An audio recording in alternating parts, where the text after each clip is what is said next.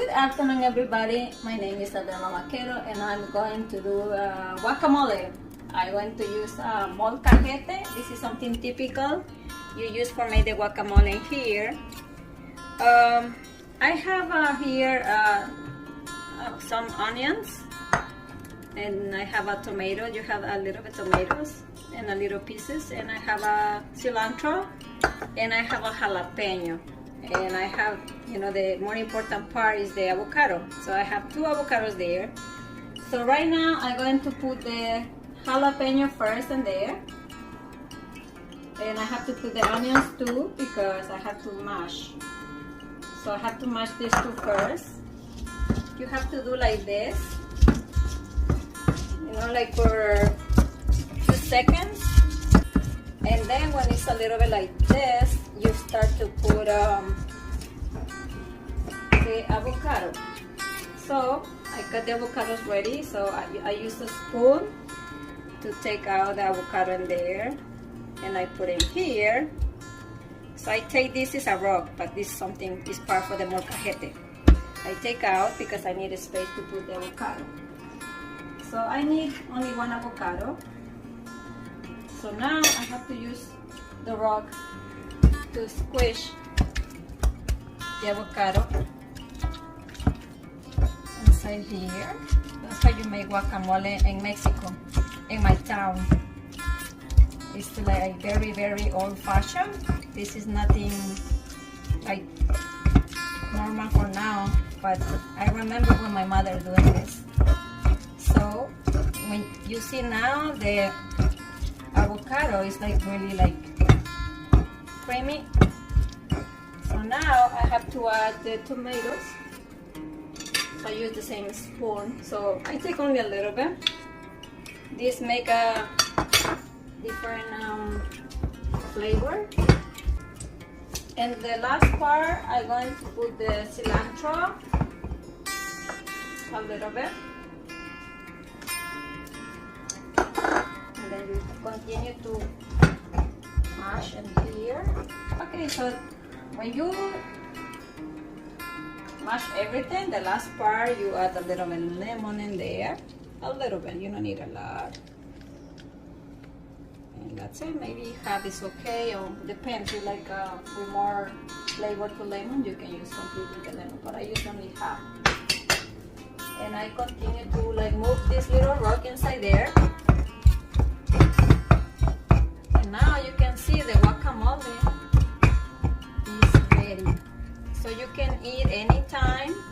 So I have some tortillas, something typical in Mexico. You can use like a chip. You will have this, and then you can use this one to eat. So you can have one, and you can try guacamole. It's delicious.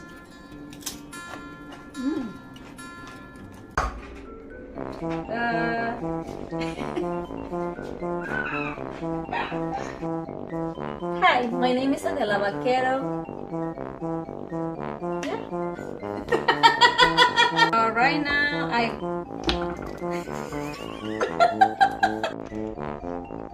I start to cut a tomato.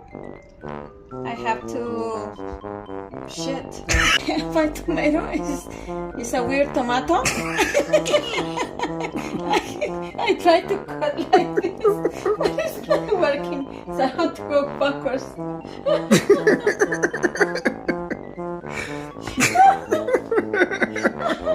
My mother not teach me,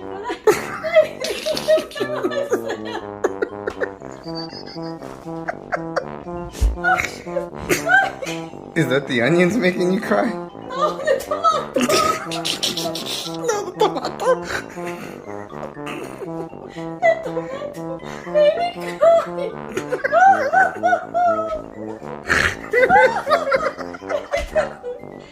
Like my mother not teach me, I have to cut backwards. Good afternoon, everybody. My name is Adela Vaquero, and I'm going to do a guacamole. I'm going to use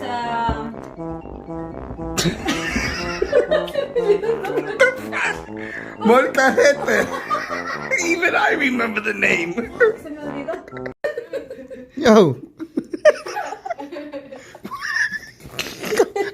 I just punched him by accident. Oh shit, my heart hurts. Wait. No. Put it back on. Put it back on. Put it back on. Oh, it's okay, Frijo. It's okay. It's okay. This is his job. To be cute. Oh man, my chest hurts. Oh. Mine too. That's from my back though. I need to see my... Today, Alright. 100,000 of us are innovating. Today is Thursday, Are more efficient, healthier, March 18th. 18th already. Yes, it is. April. for you. Probably my birthday. Yeah, your birthday's about to be soon. Should we put this somewhere? Use the mag. Oh crap! You know, I'll do like this. Boom. Nope. March is when it is the time for our story. Okay, I think that works. All right. Delivering on deadline. Today is Thursday, March 18th, 2021, and I'm showing my son how to put on the tie. Come in. Are you there? Is this your face? Or... There you go. Okay. So, as I was saying, first you gotta put on your belt, right? So that you know where your waist is, and then you button your collar, pull up your things here. Then from there you gotta measure where this part goes, and the way that you can tell is by looking at the other side, your knee. So you want it to be a little bit beyond your knee, okay? Just a little bit, just a little bit. Wrong song. Sometimes, you know, a little bit there. I'm not sure. This is where I usually get stuck. So let's try here. If you notice buttons, you want to count 1, 2, 3, 4, 5, and then what I'll do is I'll write. So you see, there I have the number 4. So I know it's actually here, 4. 1, 2, 3, 4. So now I know this is where I start. So I'm gonna pull. You pinch, right? You pinch. I'm gonna do it this way so that way the camera can see. You pinch with your left hand. You go over it with your right hand. Over, under the hole. Over, under. But this time you go this way. Yeah. Alright? Under, over, right? And by the way, when I talk it out, I get confused. So I'm about to mess this up. I already messed it up. Then you go over. Alright, let me start over because I can't talk it through. Like, literally, like, I have to do it from just, I have to forget that I'm doing it. If not, I literally can't do it. It's weird. Okay, let me try. Just look what I'm doing. Alright, so I'm going to make believe I didn't say anything to you. I'm looking at the painting. You know, letting my hands do the thing that it usually does. Ah, that's what I forgot. So you go over, right? So you notice I went across this time, then under on the left-hand side, okay? Over that side again, then over to the other side, I think. And then over again. Yeah, I think I'm doing it right. See, when I think about it, I get lost. But you get the gist of it. Let's see how that came out. And then from there, you pull down here. You know, Wall Street is like me. You want to have a dimple here. You see that? You put your finger there and you pull. Because that's how us old school Wall Streeters did it. And there you go. I did a decent job. Interesting. Very interesting. Oh. And that, son, is how you do a tie. I thought like an explosive would go off or something. Why would an explosion go off? We're on the train tracks outside of the car cleaning thing. We're waiting for a train to hopefully come. Michael, do not touch that. Because, bro, we're on train tracks. Like, this is not Stand By Me, the movie. Okay? There's a hole in my sock. I can feel my toe touching my shoe. And you're ghetto. You're ratchet. Yeah, well. Finger snap. I'm going back. Huh? Okay. It is satisfying. Recording? Yeah, okay. So today is March 21st. Sunday, March 21st, 2021, and I am teaching Michael about life using the laws of human nature, which is from the same author, Robert Greene, from the 48 Laws of Power. And although I don't always agree with everything Robert Greene says, there are some good points there. So today we were discussing, Mike was talking about how your childhood, your upbringing, how your parents treated you can affect how you treat other people. And he brought up the example of bullies, and I'm about to share with him the story of one of my bullies. So the story is that I had two key bullies in high school. One was called Serge David, the other was called John Texiera, both black. And pretty much on a daily basis, they would torture me. I'd have to fight them. They would throw me in garbage cans, literally. It was very, very bad. And fast forward to when I was 30 something, I was I don't remember my exact title, but I was in a position of relative power. And this young black girl joins the firm, and she was there as an intern. She's trying to get a job. And because I'm Latino and I believe in, trying to help other people of color, I became her friend. Started to try to make myself available to help her. And, one day we were talking, and I asked her where she's from. She says that she was from Queens, New York, which is where I grew up a good portion of my life. And then I put two and two together. Her last name was Texiera, Queens, New York. So I asked her if she happens to have a brother called John. She says yes. I asked if that brother called John went to Archbishop Malloy High School. She says yes. I was like, oh, that's funny. Do me a favor. Give John a call. Tell him that Mike Rosero says hi. Well, the next day or two, I see her. She's like all of a sudden like this, like shocking, like in her face. She's afraid. And she was like kind of like staying away from me and ignoring me. So eventually we talked. And she said that her brother wanted to speak with me. So, I gave him my cell phone, or I don't know how we made into contact or whatever. And he said, Mike, please, I know that I was very bad to you in high school. Please don't take it out on my sister. It's not her fault, blah, blah, blah, blah, blah. And I said, don't worry about it. Because that would be illegal. But but you could still get away with it, right? You can mess people's up lives and be smart about it, but it's unethical. I wouldn't do that. More importantly, he apologized to me.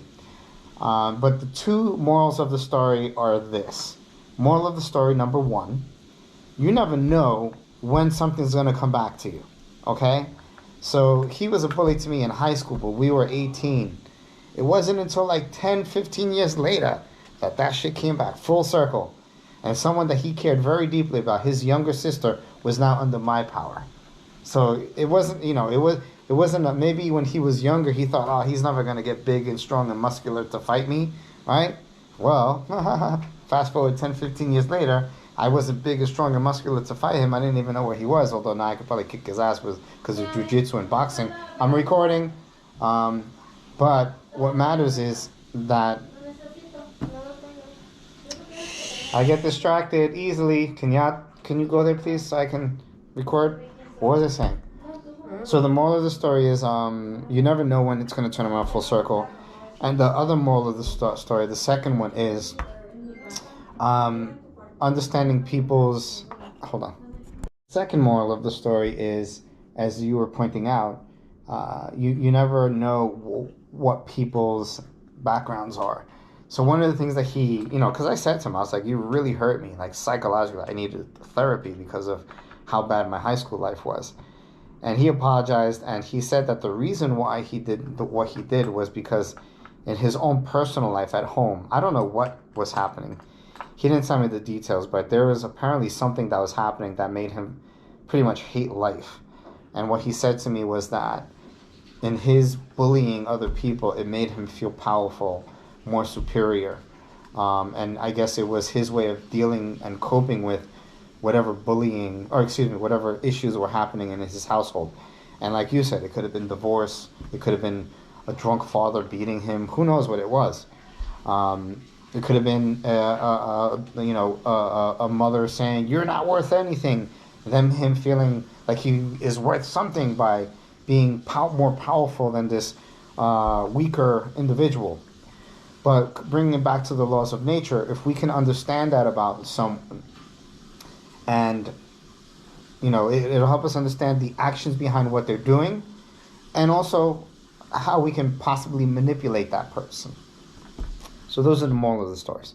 We shall continue. By the way, final note, why is Princess Leia committing suicide? What's up with this? Who turned her gun towards her? Why is she so mad and sad at the world? We don't know the answer to that. Hi, Mommy. How are you? Because... Bella! Come say hello to your mother. Why don't you let your hair down? Let me tell her. I want to tell her. Stop. Mommy! Stop, Come over here. Let her wash her hands. Mommy, don't be mad, okay? You have to promise me you won't be mad, okay? Okay, Mommy? You promise? What happened? You promise, Mommy? It's nothing bad, Mommy. It's nothing bad. Okay? You promise, Mommy? You promise?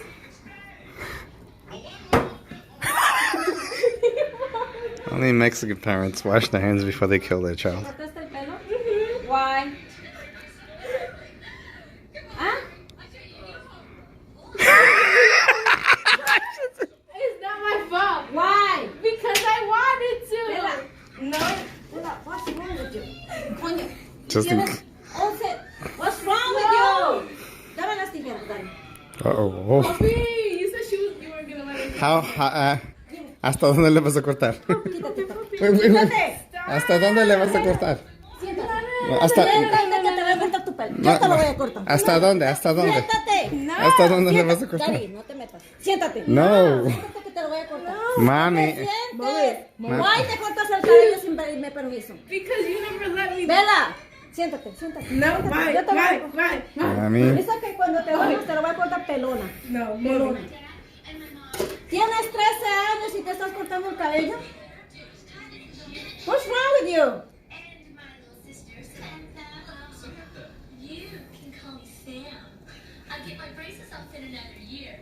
And Mom says I should start filling out. Eso es instalable.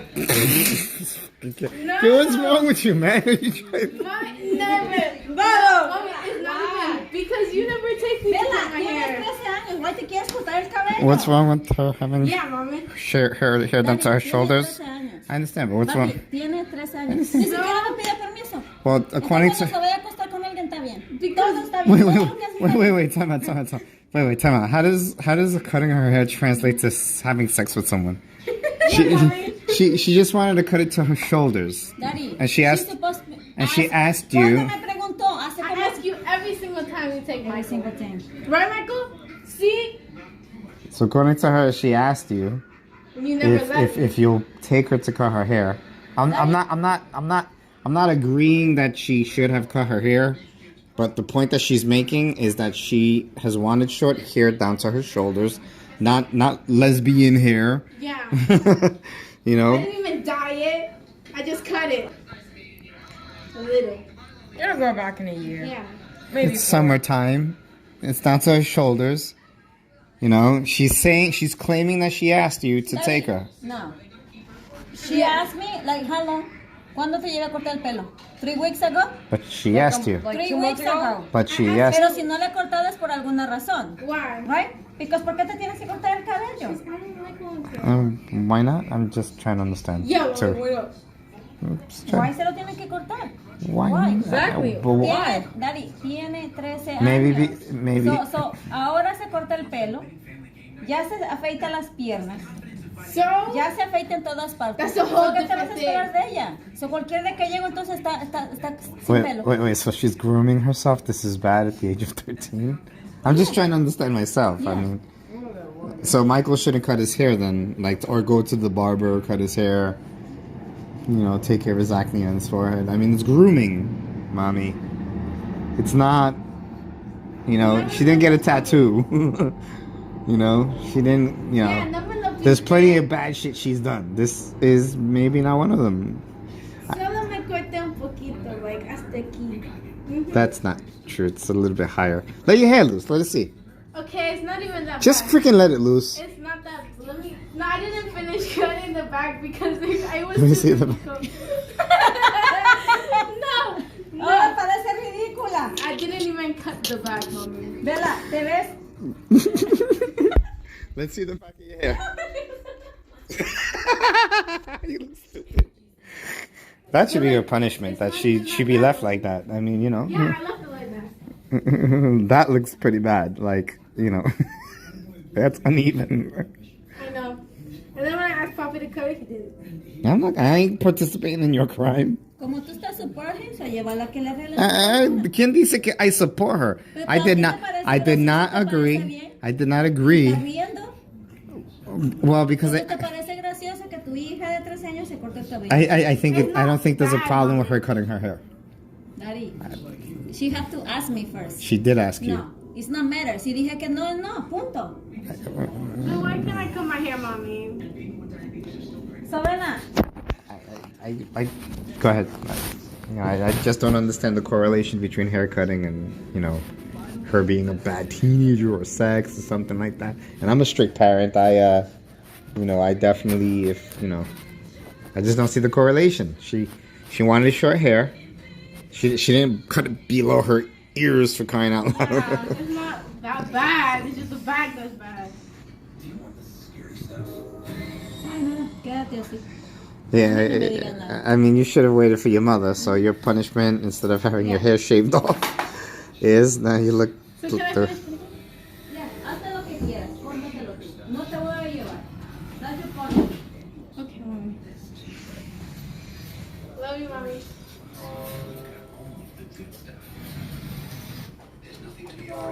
Run before she. This might be the stupidest thing I've seen.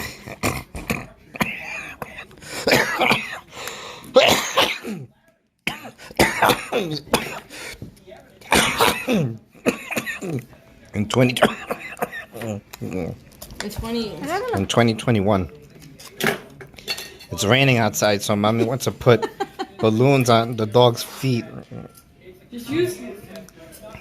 Está muy tight. Yeah, you gotta cut it here, maybe. The dog is trying to get rid of the stupid balloon shoes that mommy put on him. Look at him. Aw. Look at him walk. Papi, you look so stupid. You have Smurf boots on.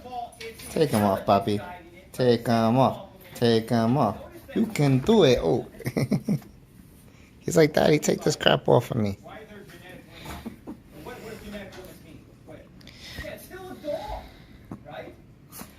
Obviously, your feet won't get wet. Frijol, look this way. Frijol. Ah, dummy. Record it?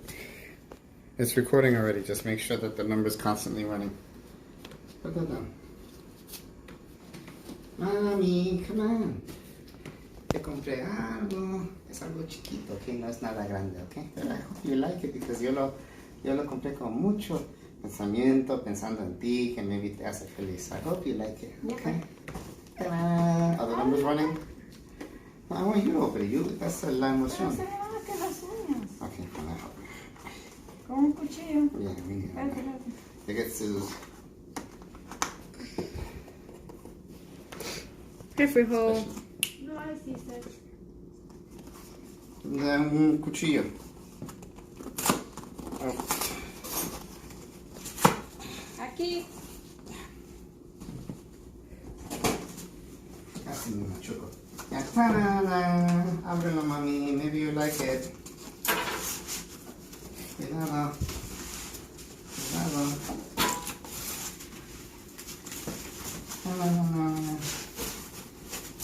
Ready?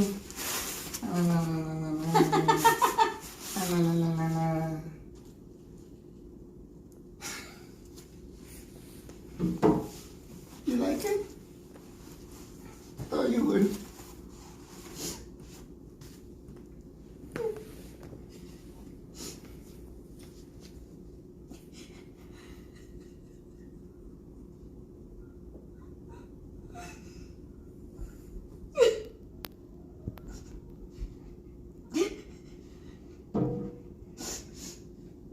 Le puse un cuadrito bonito también para que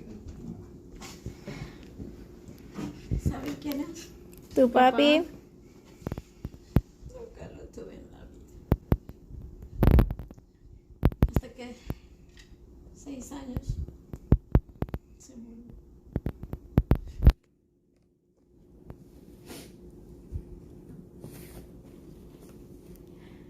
I wish I had him. Thank you, chicos. Yeah. So viene con esta vena para colgarlo. Como tú quieras podemos hacer.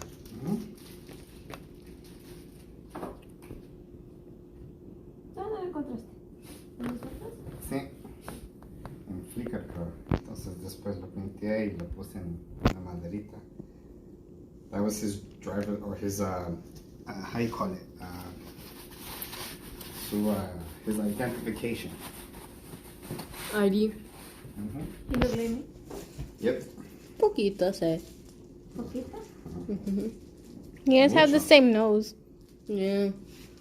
A ver. Yeah, the same exact nose. Let me take a picture. Did I stop recording? No. Mi nariz no Let me see. está así. Let me see. Maybe my lips. Yeah. Let me look this way. The things that don't look alike is su mustache. He's a very handsome man. Did I stop recording? I think you should still record. Come on, Bella. Not the time for that. All right, so I just bought the GoPro mod for the modification case for the GoPro 9. And what this is supposed to do is, I guess, help manage wind control when it comes to, wind. So I have the window open to my car and I'm recording just because. Increase this a bit, maybe straighten it out a bit also. Yeah, so yeah, I'm just recording. Comes with a wind attached thingamabob, which is my sophisticated way of saying I have no idea what it is. What can I tell you while I'm driving around? This is I'm in Paramus, New Jersey. Today's an important day because I'm gonna have a call at 3:30 with Human Resources yet again to discuss my boss Michael Hay. And the fundamental problem of what's happening there is that the firm at JP Morgan has this very bad habit of taking advisors who produce and do well and taking away from us our account, not our accounts, our branches and things of the sort. So we're doing really well. In my case, I had 3 branches, was doing really well, and what they did was they took away 2 out of 3 of the branches. The rationale being that they wanted me to focus on the one branch, which was the larger branch, Oradell. And I had to choose between Oradell and 2 other medium-sized branches, if you will.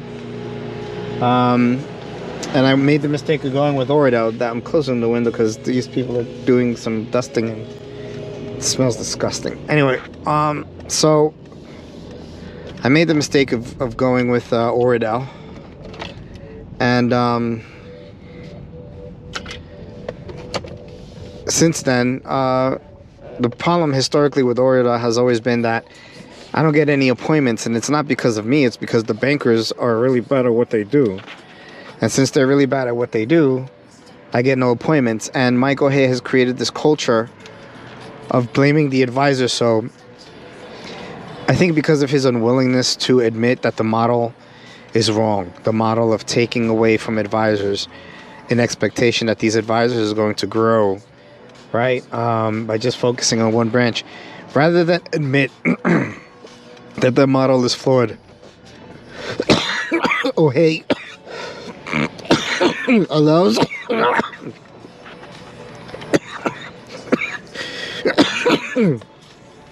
allows the bank side to put blame on the advisor. And what results from that is whenever a banker, in particular, there have been 3 that have been problematic, 2 who are no longer with us. sorry, whenever they have an outburst, because they're under constant pressure to produce. And when they're not producing, and they try to say like, hey, I'm trying this, I'm trying that. You know, and Silva, who's an amazing banker, she's like national achiever on a regular basis. When she's saying, hey, I'm struggling to find new people, can you imagine bankers who are not as tenured as she is? They're suffering even more. So what winds up happening is that these bankers then start to complain about the advisor. Oh, the advisor did this, the advisor did that, simply because they're trying to deflect attention away from their inadequacies, or they're communicating to their bosses on the bank side that they're not inadequate, but the model simply doesn't work. You know, you're not going to get these appointments that you're trying to get from this branch. The model's not working. And what that has resulted in is a negative work environment for advisors, because the bank side then complains, Michael Hay doesn't defend us advisors. He's not willing to address the actual problem, and he'd rather just, you know, attack us because we're under him, if you will. So it seems like he's afraid to attack or speak to or against, if you will, anyone above him or anyone equal to him in title, like Mariana Carroll, who's a market director on the bank side. So what that has created is a negative work environment, a negative culture where we advisors no longer feel like we're able to grow in these branches. So advisors wind up leaving. And Mike, I believe, perpetuates that negative work environment too, because if the advisor for some reason isn't able to produce, he'd rather have a new advisor come in and take over the role and maybe do things that the first advisor wasn't. The problem with that is that this whole cycle is creating an ethical problem, meaning that advisors are being forced to choose between our code of conduct or getting in trouble with the branch side, the bankers, the branch manager. So we advisors are for some reason, most of us, especially me, I'm very fucking good at what I do. We're able to get appointments and raise money and do investment sales. And if we don't give the credit to the bankers, then the bankers and the branch gets mad at us. And it's either one of two things that they then do to us. They don't refer to us because they're angry that we're not referring to them. But when they can't refer because they're not able to get appointments, the next default thing is to complain about the advisor, even though the advisor is the only one producing. And Michael Hay, instead of saying, hey guys, stop, full stop. I get it. The advisor isn't coming in at 9 a.m., right? But he doesn't have that. He's not an hourly employee. You are. You get paid a salary. He doesn't. He's pure commission. Okay? So rather than say that, full stop, let's focus on the real problem here, which is, you know, maybe the model's wrong, or maybe we're not training the bankers well enough, or maybe we have the wrong bankers in the seats. What he does is he allows the bankers and the branch managers to throw us under the bus, and then he just drives the fucking bus over us. Nothing gets solved, no sales grow, and the advisor gets disenfranchised, unmotivated, because we're like, what the fuck? What's the point of me working hard if A, all they're gonna do is take it away from me anyway, and B, if I'm gonna just get kicked in the teeth by the branch or the bankers, and Michael Hay's not gonna defend me. So this negative culture now exists. And again, more importantly, again, it creates this environment where the advisor is forced to choose between violating the code of conduct or getting in trouble with the bank side.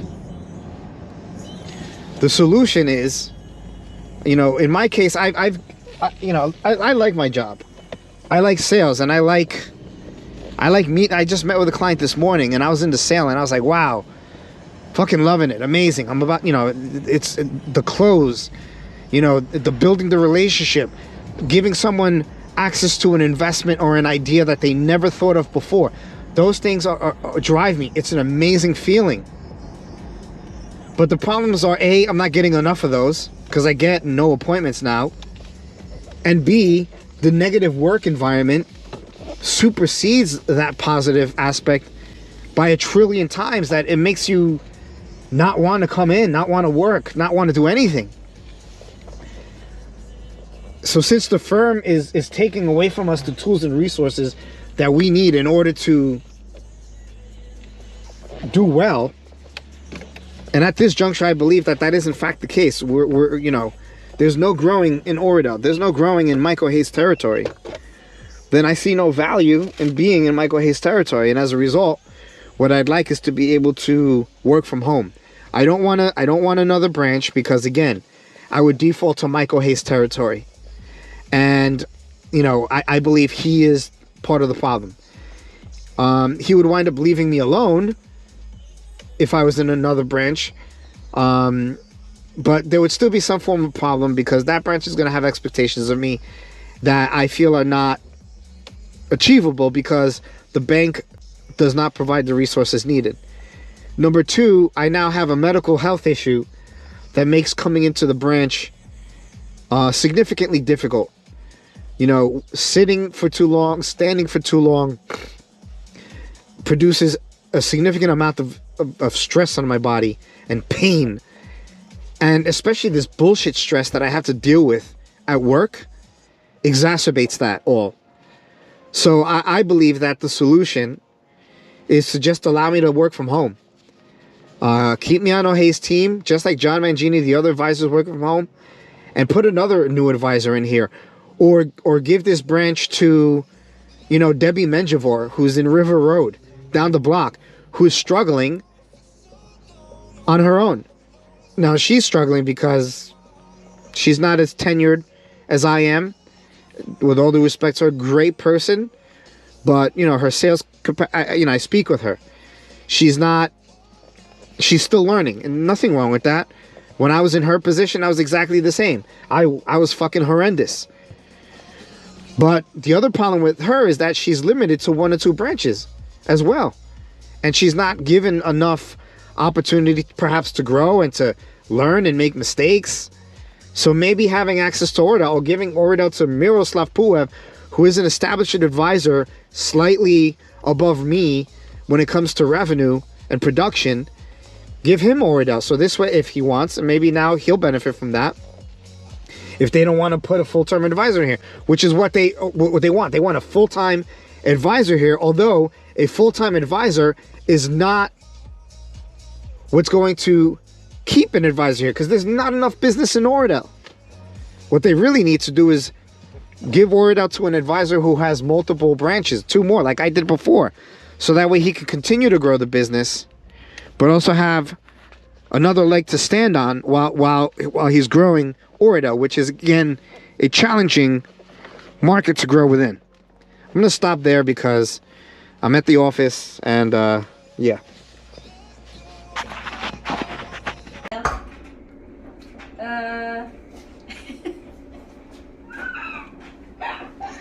I can see your titties cut. Cilantro, aguacate, English, por favor, English. un limón. Necesitaba otro traste. Bueno. English. Espérate, voy a preparar mis cosas primero. Te voy a poner la cebolla aquí porque tengo que poner. Hi, my name is Adela Vaquero. Yeah. Keep No, talking, espérate. woman. Mejor voy a poner aquí. Espérate. Puta madre. Good afternoon, my name is Adela Vaquero and I'm going to make a guacamole.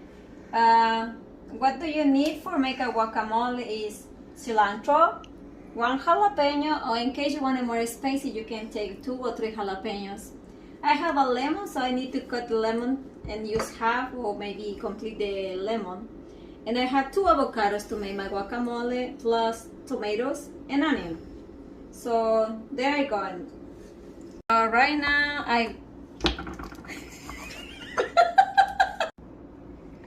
right now I have the onion here, and I'm going to cut. I need only a small piece. It's a little bit hard, but you have to be careful when you cut the onion. You need only a small You don't need a big piece. I'm going to cut the jalapeno. You have to be careful when you cut the jalapeno. You have to make in little pieces, you know, and then you start to cut little pieces. Little tomatoes. I mean, you need a tomatoes.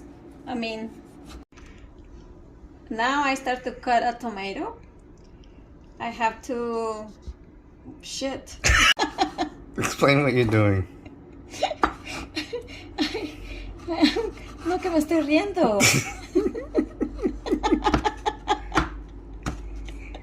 Mejor lo preparo todo ya listo. Yeah, but you gotta explain what you're doing. My tomato is a weird tomato. I tried to cut like this, but it's not working, so I have to go backwards. My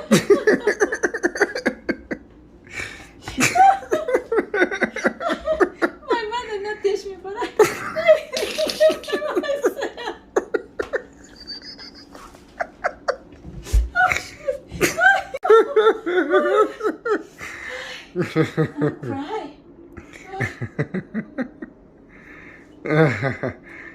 Is that the onions making you cry?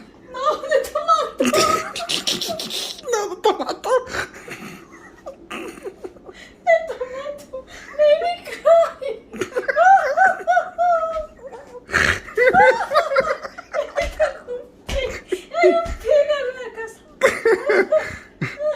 No quiere normal. Como, like my mother not teach me, I have to cut backwards. So, It smells good. tomato. Good afternoon, everybody. My name is Adela Vaquero, and I'm going to do a guacamole. Guacamole is like I need this little thing we call molcajete. It's something typical Mexican you use to make the guacamole. We have a rock in here. You're supposed to squish it here. But in case you don't have this thing, you can use the blender. So there we start. We need a jalapeno.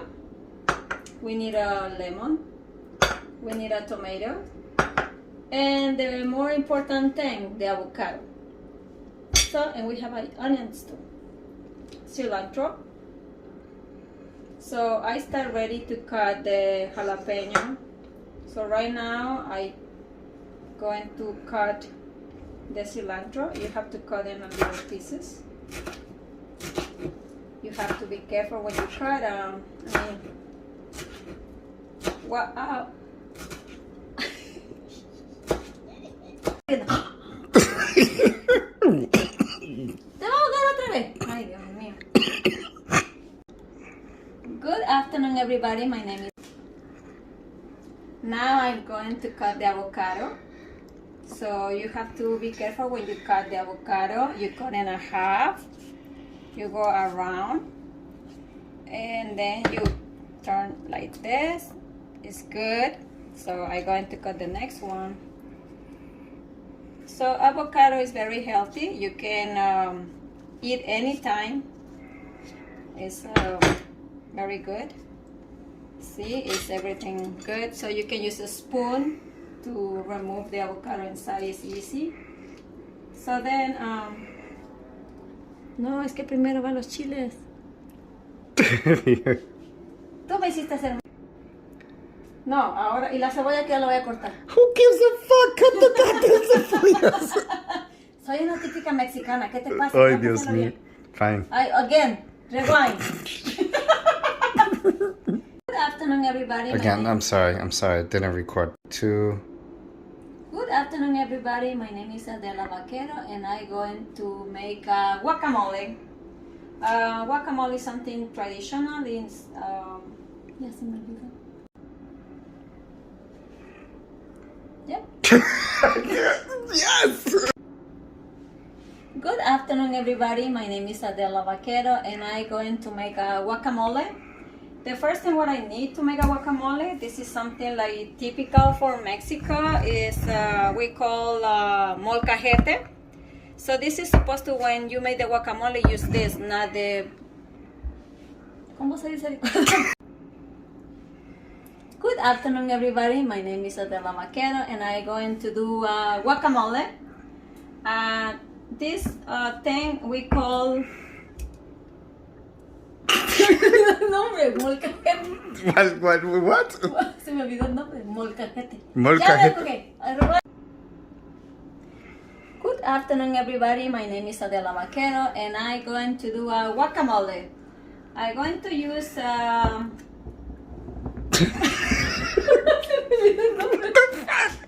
Molcajete. Even I remember the name. Se me olvidó.